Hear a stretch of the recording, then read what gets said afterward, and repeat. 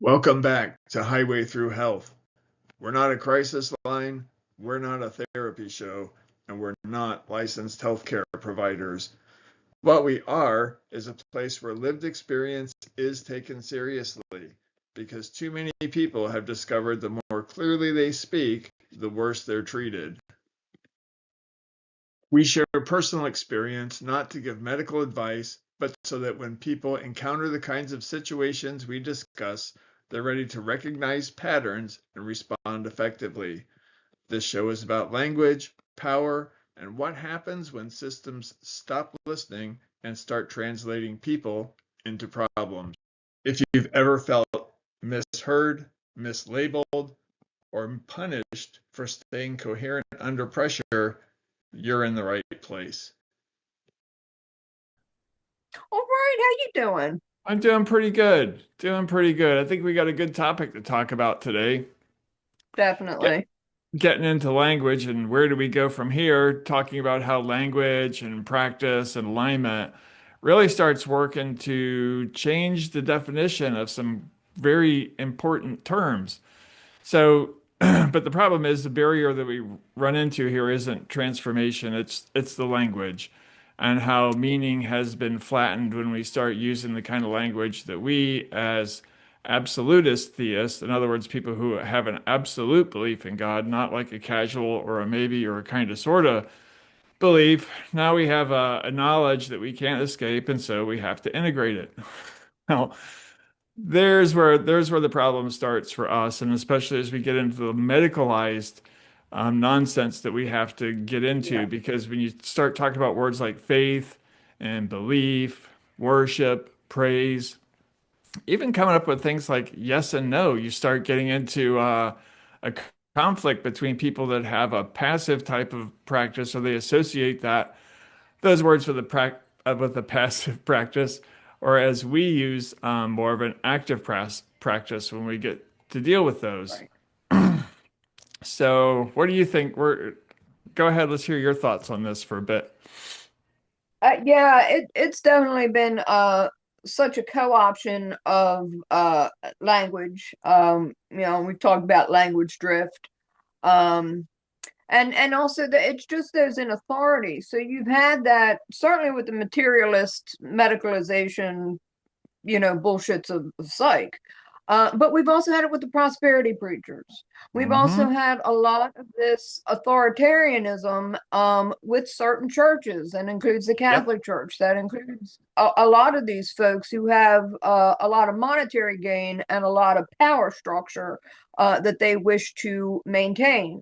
Right. Um, and that's been a huge problem. So a lot of people kind of want to associate, or it's been forced to be, faith has to be that you have to have some authority figure between you and God, and that's simply not the case. And what we're talking about is the experiential thing that the Gnostics have discussed, and that certain Right. people in power have colluded to attempt to destroy, both in political, church, and certainly within the power structure of the materialists, between the Wall Street elites and psych. Yeah. So you've had a real, I'd say, a war on God in many ways, a war on actual spirituality that we do put into actual practice, because it's not just a lot of talk and hot air. We follow it up with our actions. We follow it up with our beliefs. We follow it up with speech and actual systems that follow what Jesus said to do. Not what Right. somebody else said Jesus said to do, but actually what's in the Bible, what Jesus himself said to do, and to lead by example. And another thing that they've really tried to do is be exclusionary of women. So they've really wanted to try to cut women's experience of God and of faith and of power out of it altogether, and that's simply been wrong. So we've really seen this co-option, and then we've had like a language drift towards certain things, and pathologizing emotions, Right. pathologizing being decent, pathologizing empathy, because these folks who don't have that, who don't possess it, who don't want to possess it, who want to criminalize actually, doing right by your brother, uh, uh, to like sort of make you, they want to make people look foolish for whatsoever you do to the least of my brothers that you do unto me. And it's a perversion in a number of ways. And that's, we've gotten that way through this materialist viewpoint. I completely agree because this gap as it spread out as we do these practices, well, they change meaning. So let's just use an example here. Let's talk about belief. We'll get into more of these in a minute.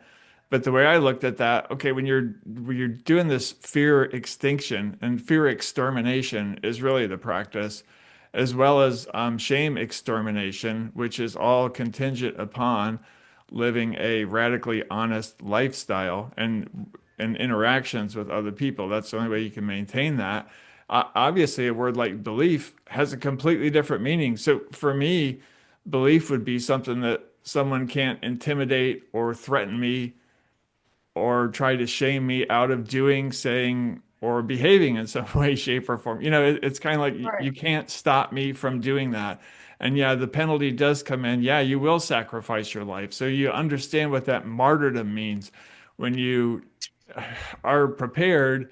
If someone comes up and puts a gun to your head and says you need to renounce Jesus, you'll say, no flipping way am I going to do that because you know what's going to happen when you step right across there. You're not going to step across there mocking God if they pull the trigger anyway.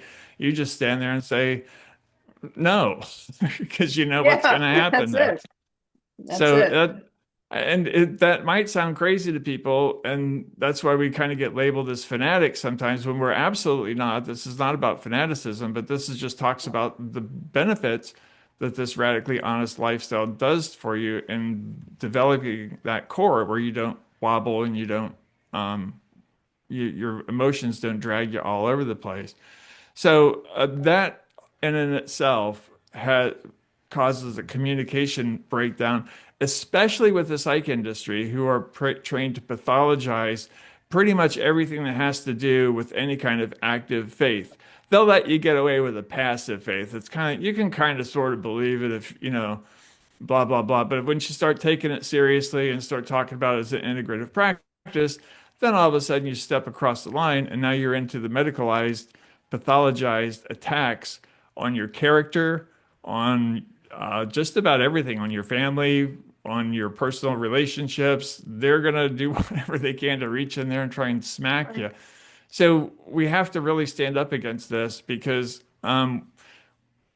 in passive sense of belief without evidence, what does that really do for you? We're not talking about belief without evidence. The active alignment that we're talking about brings that in under pressure. This is when you test things. You say, okay, I do this because I know it works. So for me, faith becomes a process, and I know if I work that process, then the fear extermination actually works. So I don't have any doubts about how that process works. What I don't quite understand is the timing, but I have to just deal with that with patience. That's the way I deal with it. How about you? Yeah, I mean, and in my case, I had the past life regression hypnotherapy misused on me, which I didn't necessarily realize at the time, but I was realizing that there was a lot of things lining up with certain things that were going on, including the pandemic. So there was just a certain amount of things I was noticing, and then as I was sort of going, because I'm always the type of person like if something happens, like I want to go to somebody's boss to complain. If I'm not getting a result or I feel mistreated or something, and I've said something that I could say in person, then I'll go to the next highest up on the ladder and keep going and keep going and keep going. And how it got me 6 months of free cable one time. So I realized at some point that there was just some weirdness happening. I didn't realize how deep it went, but then realizing that people were like buying, and in my case, this is how when they say they're kind of selling your soul, they're buying all the information about you to twist that in order to kind of purchase you and manipulate you. And this should Right. like not really come as a surprise necessarily. I mean, there has been variations of this, and I think we have been building toward this point, unfortunately, and have reached a tipping point. I think that's part and parcel of what the pandemic was actually about. And knowing that our medical records, the storage facility was sold at that time to try and cover up some of this collusion. Um, but that's a whole nother story. But like I said, for me, I didn't realize that this past life regression hypnotherapy, I was only just starting to realize it existed as I was realizing that something wasn't adding up. And certain things were, and I knew they were. And I thought, okay, well, and that's the time I called DOPS, or Department of Perceptual Studies, actually not too far from here where I am now. Um, but I knew these things were kind of lining up. And then I was figuring, oh my God, Hopkins does research in the quantum field and all. And then I started realizing, oh my God, the connection between quantum healing hypnosis technique, which is past life regression hypnotherapy, as Dolores Cannon had, laid it out, because she was the first to really get into doing that in a big way. And then we have Brian Weiss and Dr. Brian Weiss and Dr. Michael Newton as well, finding out some of the same things, so there is, corroboration for this. Um, and realizing all this, and then what was going on with the quantum field, and how there's been things that have been misused for years, government studies and stuff like that. And I thought, oh dear, that's what this is. They're using me basically as a human experiment, and they don't like the fact that I'm proving that there's a soul. Right. And they were not pleased with the fact that I realized it, and I was saying things to other people, and other people who were corroborating what it was I was saying. So it was just some stuff that I just didn't expect. A gentleman named Itzhak Benov had actually, they think that his plane was tampered with, and he was sort of killed for bringing out a lot of this knowledge in the 70s. Um, I I, think that may have happened to Dr. Colbert as well. And we yeah. know what happened with Audie Murphy. So, you know, Yep. there's a lot of people who have wanted to keep things that have no business being manipulated, controlled, or weaponized because they want to line their pockets with blood money. Um, so for me, it's like, okay, well, this happened, and obviously I was healed, and I didn't necessarily expect that. I thank God every day for that. But I mean, I can't say it wasn't a tough road to hoe, with people trying to sabotage my success. And the more I realized that, I just didn't have any fear anymore. It was like, okay, I realize now that this is God that's guiding me. I'm not afraid. My intuition's on point, and everything that I did from that point onward was more about exposing these people who were deliberately doing wrong things. And the more I dug around and the more time was going on, I didn't realize to sort of uncover the extent and the depth of the breadth of the fraud that I did. But I thought, this is why God has left me on the side of the dirt. Right. Because how many more people? I knew it was way more than just me, even in the area. When they were shipping me unnecessarily off to the ER, and there's more cops in there than doctors, something's not normal Something's wrong. at all. Yeah. Very, very, Yeah. very, And very. it hurts us a lot because, when we're coming back off the neuroplastic discussion yesterday, belief in and of itself doesn't change the brain. It doesn't rewire your neurology. It's putting it into motion. It's setting it into motion, Yes. and practicing is what makes a difference. So what is really interesting is how a lot of this stigmatization comes at us in ways that are meant to do exactly what we talked about, either make you afraid to speak, make you embarrassed, shamed. It's a fear shame cycle, amplification cycle that the psych industry tends to get into. The minute you start talking about, how this is real and how it literally changes you. But, going back to the neuroplastic thing, we're talking about, it was repetition and emotional intensity. All those things work into behavior. You're channeling this stuff through. You are not allowing fear to rule your life. You're not allowing shame to rule your life. And I'm back to your earlier point. Yeah, my experience had nothing to do with a hierarchy. It had nothing to do with a patriarchy. This had everything to do with everybody seeking equivalence in the Holy Spirit. And it was Yes. cross it on the other side. My experience was probably a heck of a lot like yours, in that it was just you, me, and that guy over there. And,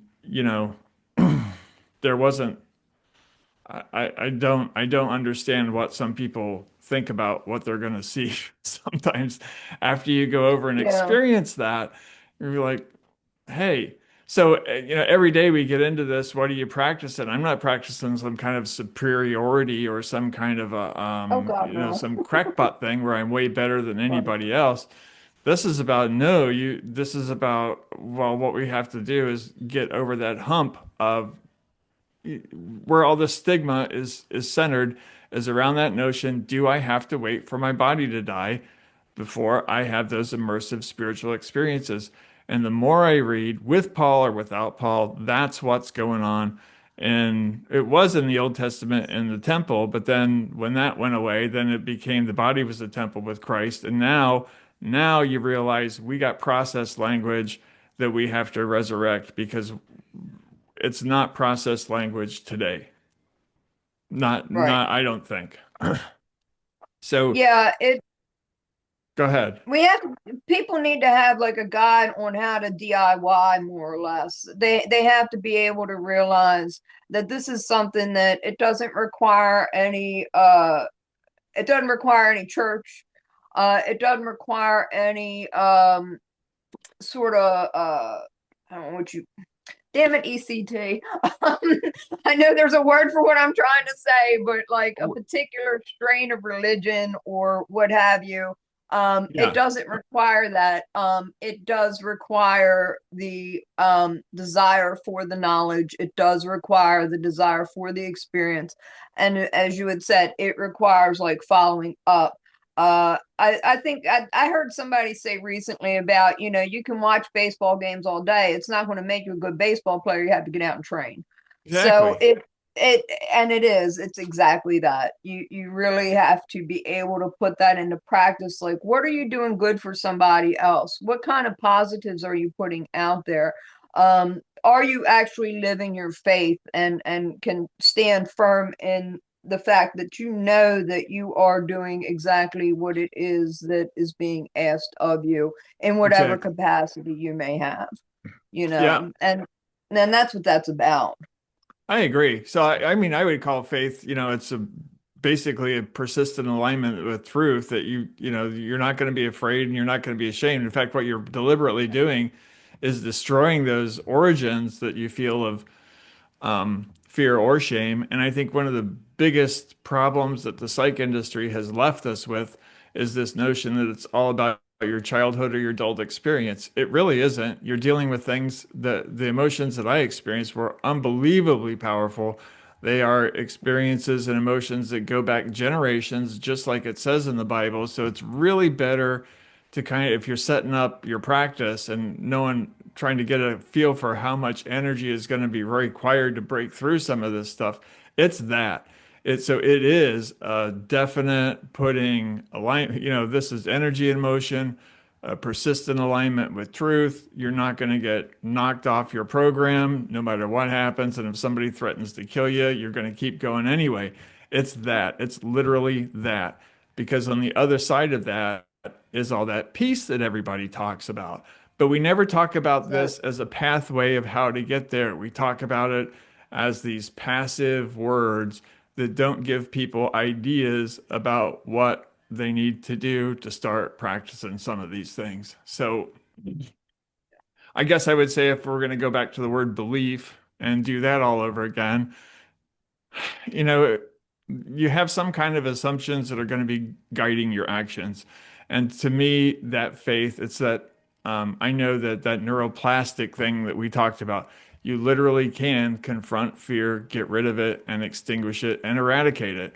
And you do that because you know that is an across the board emotion. It's not, it may manifest to you in a particular context or some kind of interaction you're having on a daily basis with something. But the point is, you got to get rid of it. You got to go through it.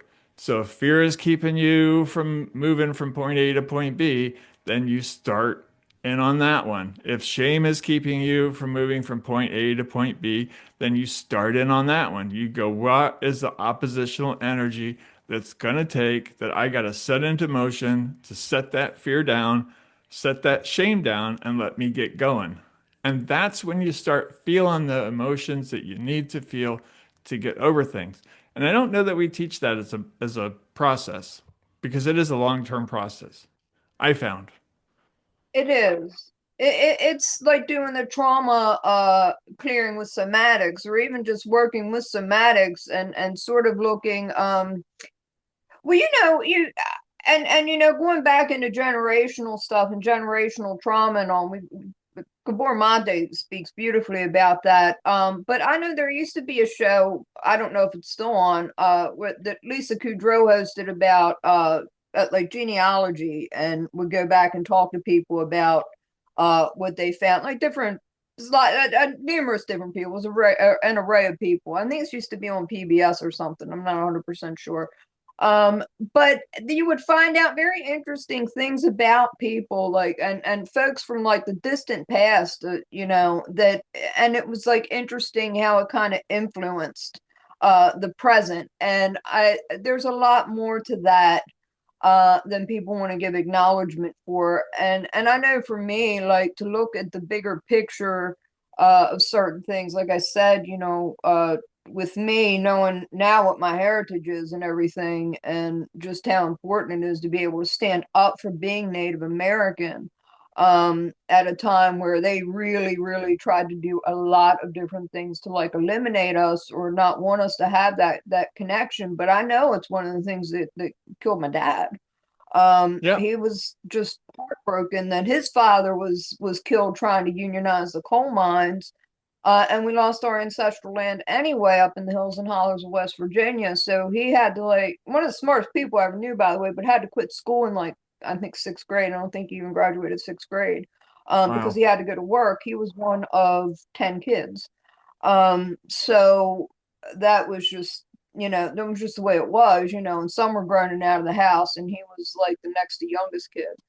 Mm. But he always read and always taught me question everything, particularly authority, follow the money. If you see something that's going wrong, you can stand up for yourself. And so it was a lot of this that I know that for me, it has carried over. Like I see that now. So we're kind of looking at the bigger picture of certain things that, even with trauma and stuff like that, you realize it all comes from somewhere. Right. It comes from something. So to be able to realize that we do plan our lives with God prior to incarnating, it really makes things make sense in a larger sense. And to look at evolution of humanity in a much different and broader aspect with the spiritual side of it, and not just the materialist view that Darwin wanted to push.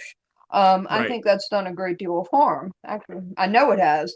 And it's not even sensible. But when you start looking at it in that broader aspect, like we as a species are evolving and our knowledge is broadening, and you only have a certain amount of people who again are materialists who want to maintain a particular kind of control, uh, and it's not happening. We have people like us who are waking up. There are miracle healings. This kind of stuff is happening every single day.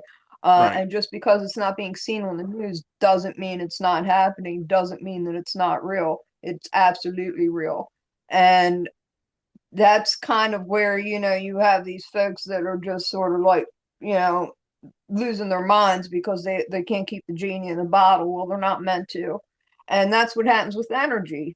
When you have that energy, and we've had like a lot of that evil and a lot of that dark energy for a long time, well, that just means that there's always every action has an equal and opposite reaction. So it kind of is not surprising that post pandemic we're having a lot of this happen now, that people are waking up to their own sovereignty, and their own Right. spirituality and the power inherent in that.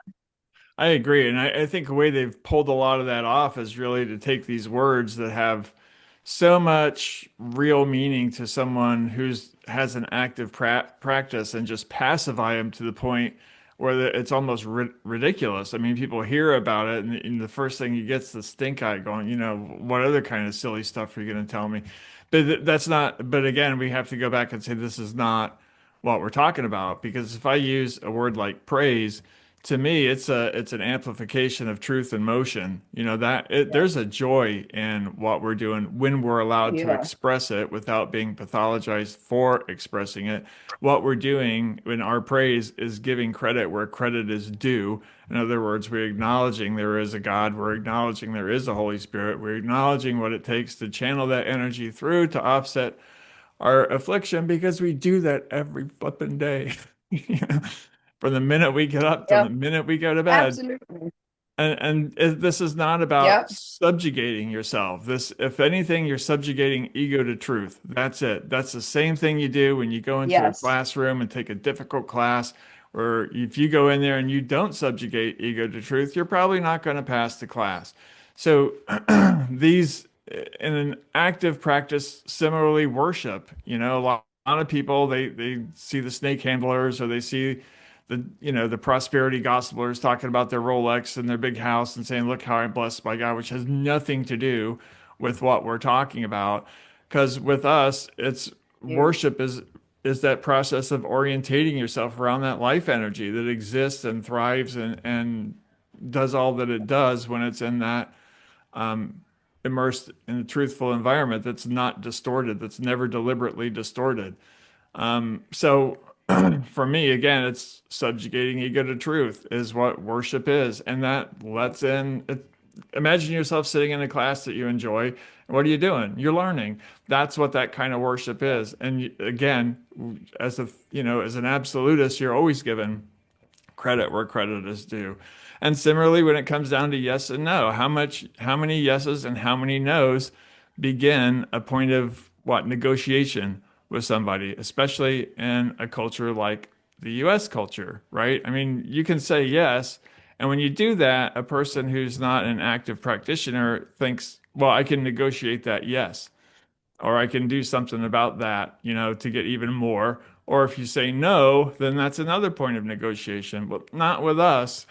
It's like yes Right. means Yep. yes and no means no. It's not real difficult. Yeah. We don't have multiple meanings for a particular word that fits different social constructs. That's not what we practice. It's Yep. boiling it down to its core, because when you're dealing with fear extinction, we're taking truth, you put it under pressure, and that survival of what, survives that kind of that faith walk, putting that stuff out there and seeing what holds up and what doesn't. That's what causes the rewiring. So then once that rewiring happens, all that becomes instinctual. And so the whole practice grows and it's constantly growing. But those words are very important and they mean a whole lot more to us than they do to the average person.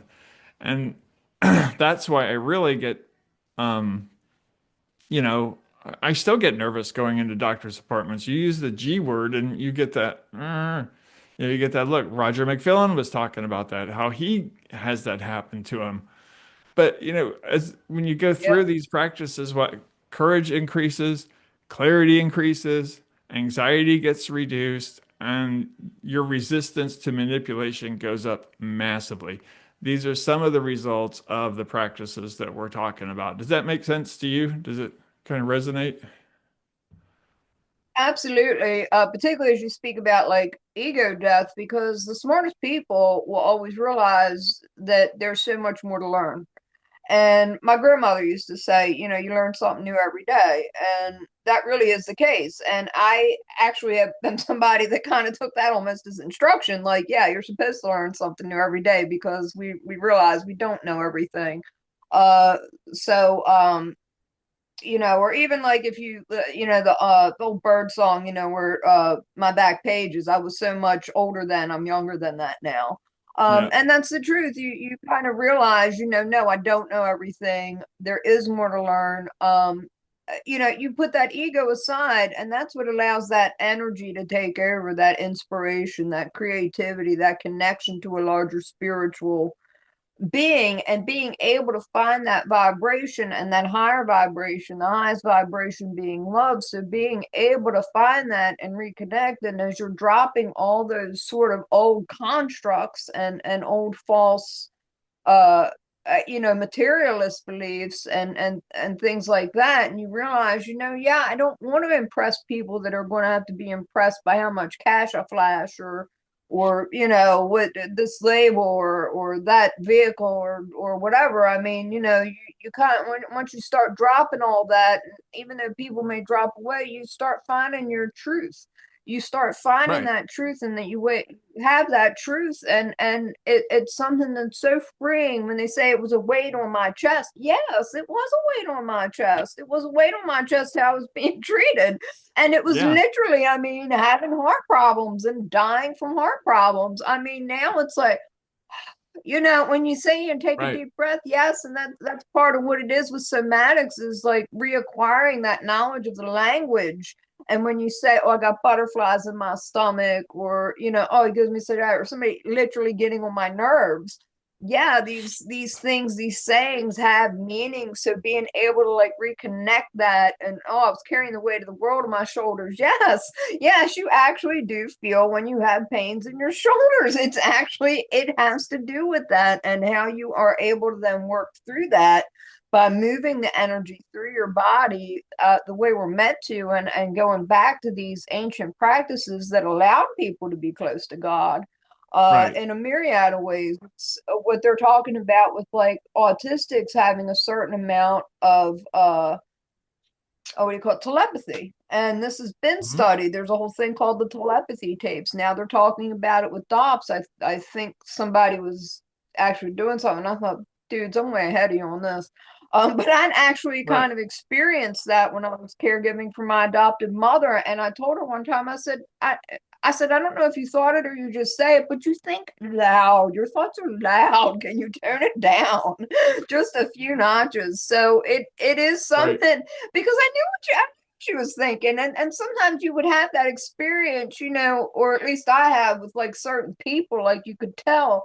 And even going into even people who are neurotypical, like you may realize you're thinking about somebody, and all of a sudden they call, and Hmm. things of that nature. So that is actually very much when your connection between people is strengthened, when you're kind of getting away from a lot of the materialist distractions and a lot of things, and when you find that strength, to be connected with that higher power, and when you're on that sort of higher vibrating on that higher plane, but they say a lot more synchronicities happen, and that's what it is. Yeah. It's about raising your energy, raising your vibration, and having a higher awareness. It's why they'll say that your higher self, your higher awareness, when you're operating from your conscience as Right. opposed to your ego, when you're operating from that, allowing that to flow through, that energy to flow through. Once you get the ego out of the way and the false constructs, then you're able to operate within that spiritual level much easier, and life goes much easier, and it's a much more positive experience. Yeah. And that's what brings us into the friction too, right? Because we're dealing with deception detection and we get that stuff out. If something doesn't smell right, we start looking at it. We start dissecting it. We start looking at it in universal terms, not in cultural supremacist terms. So, there's a lot more of a flattening out. That's why I told you that, I totally get the Wounded Knee incident where those people were just suffering and suffering and had the breakthrough and realized, oh, wait, we don't have to wait for our body to die either. But we dove in and murdered them because, they were being a little bit too expressive for us. So, and then when you give the people medals of honor who do stuff like that, that definitely Yeah. shows that you're not in the least bit interested in exploring that. Because the other thing about what we do is we have a substantially reduced compliance level. We don't go along with stuff for the sake of going along with stuff. It's not part of the Exactly. deal. Don't ask me to bend over backwards to make your lies come true. I'm not going to do it. I'm not going to participate in it. I'm not going to deal in it. I'll call out the crap. And if you don't like it, then I really can't help it because that Exactly. is where it is. I'm not here to preserve everybody's feelings. this hurts. We don't have to make this brutal. We can deconstruct it in a good way, but man, when you get some of these cultural supremacists, it's almost impossible to dissect that in a positive way, and we're dealing with some of that right now because you develop a moral independence as well that's completely detached from what everybody else is going along with. You're not going along with the herd. You know that you're living in a place of spiritual warfare. You know it's a place where deception fights truth, and you have to be morally independent. If you can't be culturally more, you can't employ cultural morality. It's good for me because for whatever reason that doesn't work. That's not that wouldn't be a principle that I would say that I encountered during my experience, which was completely universal. So it's once we realize that what we're trying to do is a process, and we can teach the process, and we can get more and more people doing it. And if we have a permanent kind of a breakthrough, you would see theme park sized crowds of people going to wherever this place is that can successfully teach people how to do this and deal with things like this. The problem is the misinterpretation from day one.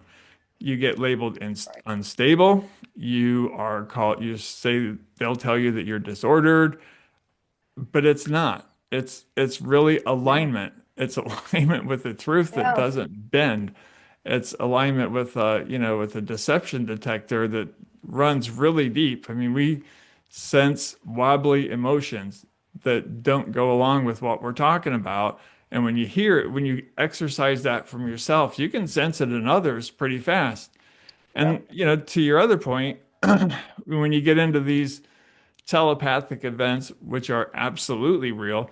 There's nothing schizophrenic about it. That's another term I think that needs to be abolished if we're going to go around and Yeah, really for try and make sure. sense out of what we're faced with. Because we are dealing in some way, shape, or form with the receiver transmitter that our souls are attached to while we're here. And trying to pretend that that's not going on isn't helping anybody. Labeling us as unstable, crazy zealots or whatever doesn't help. So that projected Yeah. stigma, everything from zealot to hyper religious, they'll call you manic, you're Yeah. psychotic, Oh, yeah. you're extreme, you're unstable, you're a schizophrenic. They have a million labels for you that have no basis in fact, that have no biomarkers, that are nothing but stigma. I mean, Yeah. do you see it any other way? Yeah. How do you deal, Yeah. as we talk, how can you really deal with that? You can't. Well, yeah, I mean, for me, this is why I was so glad that I uncovered the vast amount of financial fraud, the identity theft, all that, all of it.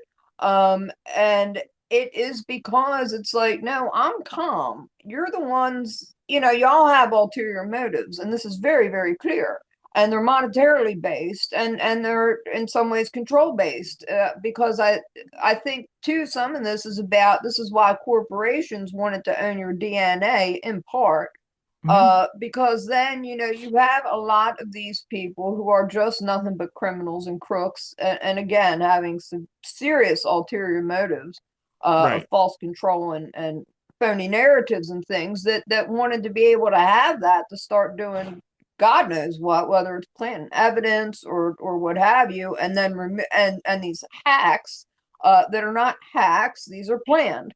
It's because they don't want to be found out, but they're going to be found out anyway. And for me, it's like I'm not the one doing crime. So when I was calling all the big boys and reporting it from Maryland State Attorney General's office to the FBI, to the FTC and and other folks too. I mean, I was doing exactly as suggested. And it's like, look, I've got no problem. I said, now of course when I was calling the local police, I sat there one time for like almost 2 hours with this woman and she wouldn't give me a police report. And I thought this is just absurd.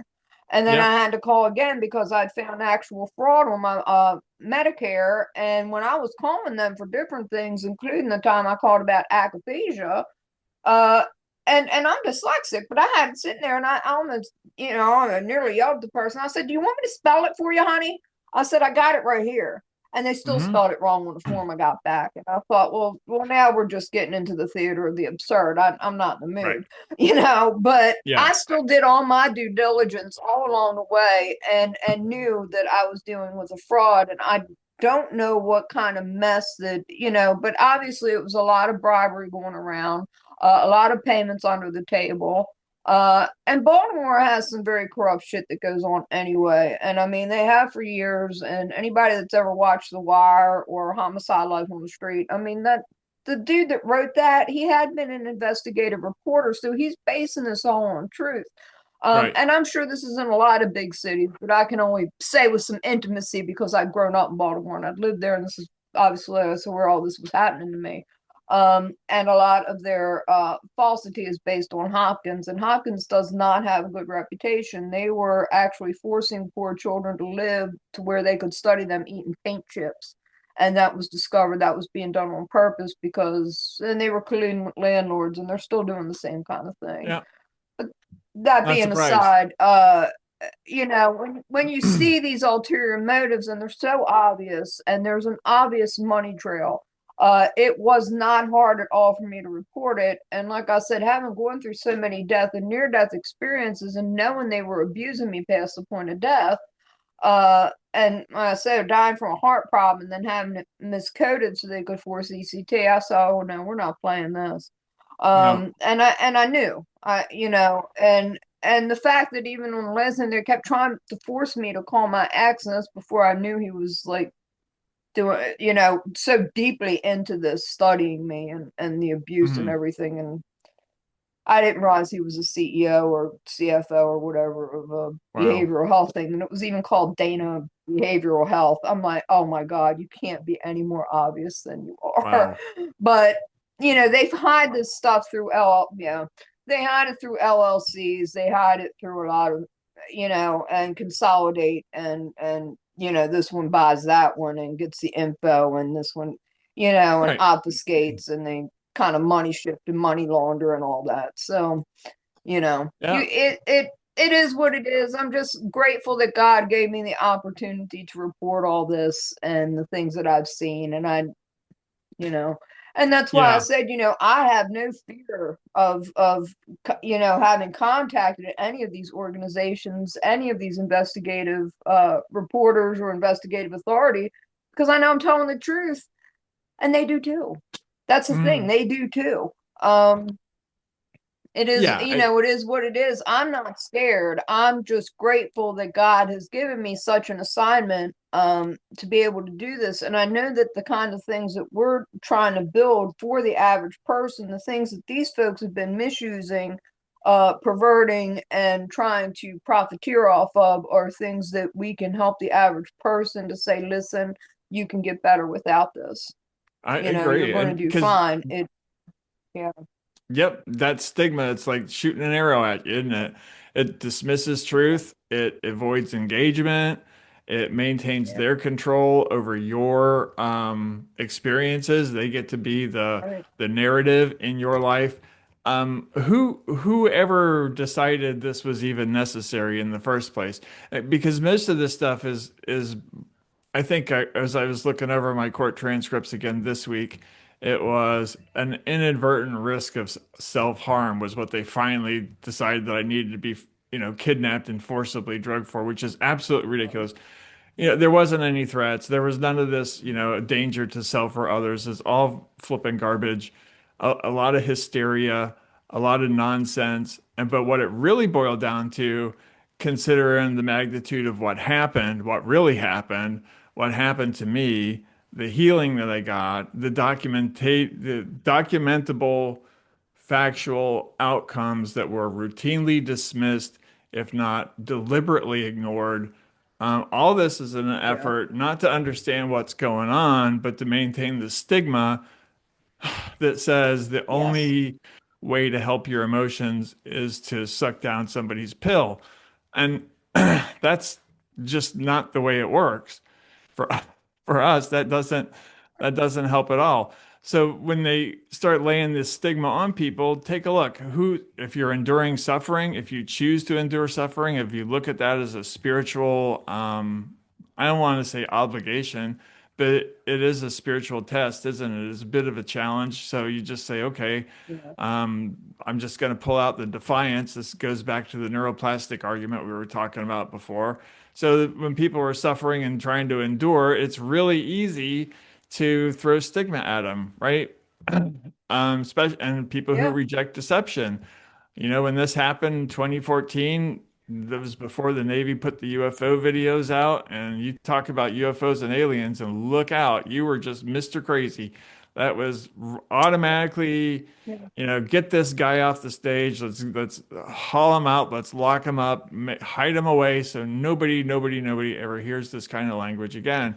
And because we're the kind of people that'll take action once we know what's going on, because we're trying to help other people understand what's going on, so you don't get caught up into the same kind of stuff that we got caught up in. So Right.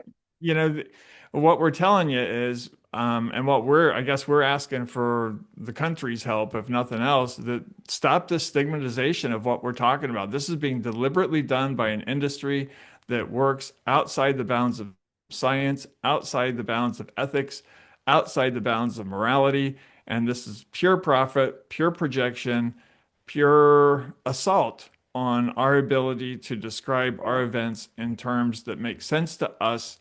And more we talk about it, the more I talk about it with other people, other people start to understand where I'm coming from. They're understanding where you're coming from. And maybe this whole concept of suffering isn't that bad at all.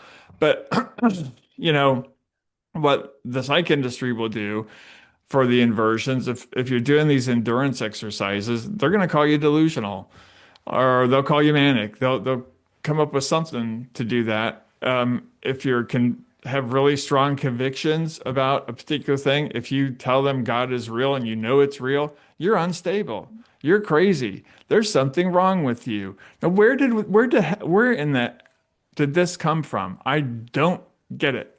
And if Rockefeller, it had to be because look at how many years, thousands upon thousands of years prior to the early 20th century and the times of the Gilded Age and the robber barons that was like acceptable. And then yeah, all of a sudden he comes in and wants to take over everything to push his petrochemical waste down everybody's throat, in addition yep, teaming up with the folks who were doing land theft from the Native Americans and trying to profiteer off oil and all this other mess. So that's right. where you really start to see it. And when people kind of want to take into consideration that this has really only been, you know, within the past 100 years, this isn't progress. This is somebody profiteering. That's It all is. that is, because we didn't have all this mess with like millionaires and then billionaires and all this other kind of you know, hoopla kind of stuff going on prior to them. It just didn't Cracking down on happen. free speech and, telling you how you're going to Right. perceive everything and what you have to do and what goes in your body is their choice. And yeah, I mean, it's really just been this kind of an overall assault on people's civil rights, their Yeah. human rights, their right to even say, I Yes. have God-given rights, which is actually absolutely is a fact.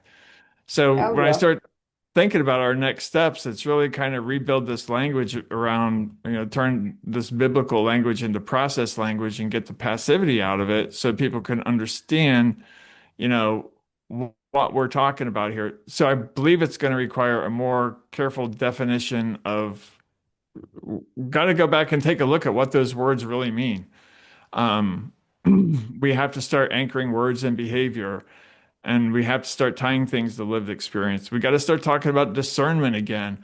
Faith doesn't mean look at all the Yes. stupid crap I'm willing to spew out just to make it look like I'm, subservient to something. That's not what we're talking about. That has nothing to do with it. We're not Exactly. Mormonizing your life. You don't have to believe some crazy No. story as a foundation to move from one point to the next. This is just emotions, energy and motion, done in a Christian way, grounded in truth telling, and radical honesty and authenticity. So, but I think what makes them nervous is when we start doing this and we start talking about this, then they have to start reflecting on themselves. What are they doing? What are they practicing? What are they getting involved in? And sometimes we're not really sure that they want to hear that. I don't think that they really want to go through and evaluate too carefully where they are and where they're coming from. And I think I lost you, Dana. You still there?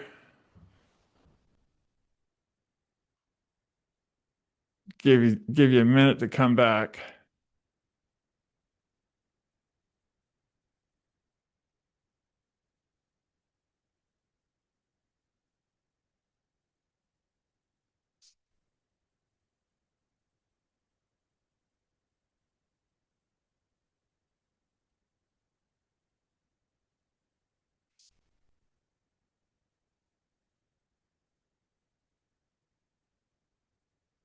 Whatever happened? Hey, we got you back. No problem. I'll go It back must and have edit scared that. somebody. I knew you'd come back. I just figured I'd wait on Yes, you. So kind of going back to where we were, it was we do kind of push people and because as we start talking about what we do, it makes them reflect on what they do. And that's it. I think a lot of them don't want to do that. I think it's really easy to cash in on the stigma, cash in on how easy it is to drug people, cash in on the stigmatization of the disabled, or whatever it is that they need to do to stuff a drug down somebody's throat or shove it in their arm or do something of that nature to them, still without proof that it's even necessary, beneficial, or helpful, and knowing the whole time how hostile this is to spiritual practitioners, spiritual experiencers, people who are trying to communicate to other people. And it almost seems like the entire language deck that these people have come up with through the DSM is designed to attack that and Yeah. attack it in a visceral, ugly way. And that's not medicine. It's not dialoguing. It's not help. It's nothing but cancer as far as I'm concerned. And I think if it doesn't change like immediately, we need to absolutely quit funding it and get these people out of medicine as fast as we possibly can. Because, truth does change meaning. Transformation does begin with practice. And yes, all those words, by the time you're done, are going to mean something completely different than they meant when you first started that process. That's how I feel about it. Yeah, and those drugs literally cause cancer. I mean, there's actually, there's a fairly major lawsuit going on right now that they know they cause breast cancer at the very least. But they've known with certain ones, the Johnson and Johnson one, the Spiridone and its twin Invega, as well as Zyprexa, they all came out around the same time. And that's because these are formulations that had started in the concentration camps, and they were told not only for literal purposes of torture, but also for to maximize the eugenics effects as well. Exactly. Um, and disfiguring, and these are the ones that cause the gynecomastia and all the other different different things that are just horrific. Interference with sexual function and hormonal dysfunction and tremendous weight gain and all this. Right. So they know, and they knew this prior to putting them on the market. So, and now that now that it's being discovered, these are, carcinogens that cause tardive dyskinesia and all this other, and just ruining, not only shrink the brain, it ruins the nervous system, and they know that they're doing it. And Yeah. I think that we're at the point where they're going to discover what the origins actually are, if that hasn't already. I mean, I know they've tried to suppress it, but it's coming to the surface. It's not going to be continue to be hidden for long. Yeah. And what's going on, we're seeing with the medical records being destroyed and interfered with and all this. Same thing as Action T4, what the Nazis did to start hmm putting people in the There, concert, try to justify the ethnic cleansing as well as getting rid of the disabled population and all this. So once people are realizing this is the history that is repeating, right. it's going to be quite a major quite a major shift in things going on. I believe the cracks in the foundation are already appearing. They're really grasping at straws at this point to try and keep Yeah. this false narrative out there. Yeah, I completely agree. I think they're really, really scrambling. And I kind of see that lately, especially with the mess we're into at the very moment. You know, people trying to bomb their way to Greater Israel, which is an absolute joke. It's never going to happen. And we're just spreading death and misery, and we're taking steps backwards. But you hear all these people talking about how this is a great way to go forward when you know instinctively. First of all, I guess I would say going through the rebirthing experience, read Acts 5. What happens when you're in the presence of God? You cannot have deception there at the same time. They do not coexist. So when you're talking about these biblical places and establishing Zionism and establishing these places where you can do that, these are places that are described as places where you can go and have an immersive experience with God that's made possible through the sacrifice of Christ. And let me tell you, when you have that happen to you, you will know exactly what that was. You will not going to have any questions about, is that a maybe? Did that really happen to me? Or is this, and when you don't have a whole army of people around you trying to turn that into a pathology or to tell you that you're crazy or you're some kind of a schizophrenic or whatever, word they can whip out to demonize and make you look like some unhinged lunatic, then those two places that place could not exist in the context of any psych practitioner today, period. Not that I know of. Right. Possibly McFillan's getting close, but I think no. so. Yeah, we're seeing more and more people come into the deprescribing movement. And I think that's important. And truthfully, even if you're just looking at somebody who I feel was a major creative genius, look at what happened with Brian Wilson and that Eugene Landry who took over that poor man's life, how sick he became on all Yeah. those drugs and having his finances and all everything just taken away from him. I mean, Hmm. it's heartbreaking. It still breaks my heart, and I Yeah. think he'd still be here had he not had all the inherent health issues and just the amount of stress that this person just came in and swept up and took over his life. And of course, we saw what happened with Britney Spears. I mean, that's just tragic. That poor woman.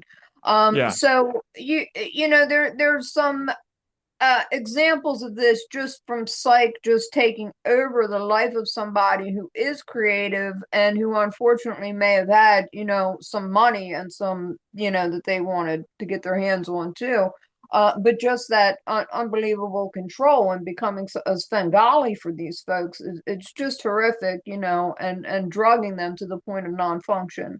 Hmm. So there are examples that people can look at and say, yeah, I've seen that was disturbing, and that shouldn't have happened. And I would hope that people would take a look at that because you have people when you are creative, you are touching the face of God. When you are Hmm. able to bring people together and have this emotional release and have this sort of cathartic moment for people. I mean, it touches people so deeply, and whether you get to go to a concert and experience that with other people, I mean, you're creating like memories in ways that are just not accessible any other way. When you tie that emotion into something that's just so, profound, and helps people sort of express emotion and process it, and whether it's music or laughter and comedy, which is very closely tied to that as well. Yeah. And that matters, bringing that joy to people, bringing people together for something positive as opposed to, and constructive as opposed to something destructive is a very, very tremendous power. And I think that's even what Jesus had used in his own way with just his own being and experience. And that to me, I mean, it matters, Yeah. there's going to be a reason why people will always talk about the Beatles because they were really keyed into a lot of that, Hmm. certainly as a group, but then even a solo artist. I mean, and still have the power to bring people together all these years later in such a positive way, and making such an impact. And to be able to make a positive impact for change that inspires people to do for themselves something that matters, something that's powerful, that has a self-expression, um, that that brings something else out in them, and to be able to share that with other people in a very raw, honest, and real way that's very present Yeah. and powerful. It makes a And huge difference. And then I think about how that is a neuroplastic event for the person who's doing Yes. it for the performer. Now you have all that power and all that energy that, where do you put that in a society that's full of garbage, right? I mean, you have to, where's the authenticity? Where do you get to put that? Because normally a lot of people's careers depend on their station, who they're going to support, what they will say, what they won't say, what they're paid to say, what they're paid not to say. All that starts getting into a compromising event that I think just really throws every single one of those people off because you they have to get moved to the point of not like all of us not compromising to where yes says yes, it's a commitment to action. No means no. It's a boundary against deception. I'm not doing it. And who is there to interfere in that process the most? The psych industry. And you're right. If you can get your claws into somebody that's got a ton of money and deals with powerful emotions, you can spin them in so many different ways. It's not even funny. And that's another thing I Yeah. think that really needs to end. So if we could really stop the assault on spirituality, which really isn't even constitutionally permissible in the first place, especially when we know there's Right. no science behind the accusations and the stigma that gets thrown at us, um, it just leaves me to wonder when is this finally going to end? When? Don't know. Yeah, and I think we're seeing it, and I think even they themselves are starting to admit it because it's just become too obvious at this point. So, and I'm not going to boo-hoo, I'm really not. The fraud that is just beyond rampant by the Mhm. people that are running this, and the abuse, and how they cover for other abusers, and they themselves collude in the abuse is mind-boggling. It But is. but again, that is being exposed. I know what I reported and was able to corroborate alone is quite major. Um, Awesome. and I'm not sorry. Yeah, I'm not sorry. I've been speaking up and out about it. It's why I'd gotten in touch with investigative reporters in the first place. Yep. I got nothing to be afraid of. I really don't. And I'm not We'll just ashamed of keep it. on I'm not going, won't sorry we? about it. Hey, Yeah. check them. They're the ones that are doing this. So that's money laundering. It's all kinds of fraud, from SNAP benefits to identity theft to credit card fraud. I know they did that with me. Yeah. Um, and I'm horrified that it happened. But like I said, if God's using me for a greater purpose, I'm cool with it. I'm Me good. too. You know? And with that, Yeah. we've hit our hour, believe it or not. Another Wow, hour that was has quick. flown by. They do go by very quickly. They do. You're Thank you right. so much once again, Dana. I really Thank appreciate having these conversations. I think we're making a lot of progress and we'll keep fighting, won't we? What else can we do? Absolutely. Well, we're making a difference, and really we're putting it right out there to the universe, and we're speaking up for, for individuals and for God working through individuals, and that matters. It Definitely does. matters. All right. Yeah. Well, great. Thank you so much. I will see you next week and I'll get this ready as soon as I can. All righty, hon. Have a good Take one. care. Thanks again. God Thank bless. you. See you later. God bless you All too. right. Bye bye. That's all. Bye bye.